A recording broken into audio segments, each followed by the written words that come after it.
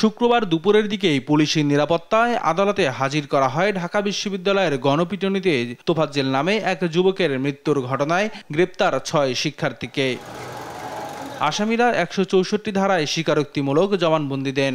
পরে তাদের কারাগারে পাঠানোর নির্দেশ দেন আদালত। তবে এই ন্যাক্কারজনক ঘটনার কারণেই কোনো উকিল বিবাদী পক্ষ নেয়নি।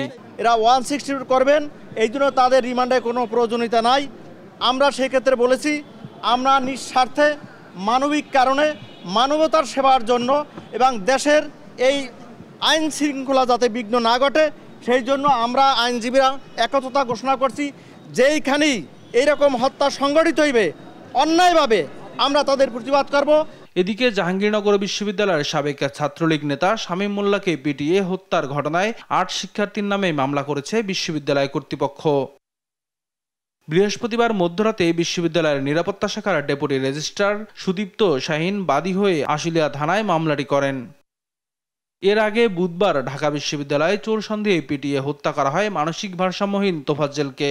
একই দিন জাহাঙ্গীরনগর বিশ্ববিদ্যালয়ের সাবেক ছাত্রলীগ নেতাকেও পিটিয়ে হত্যা করা হয়। নিয়াজ মোরশেদ, দেশ টিভি, ঢাকা।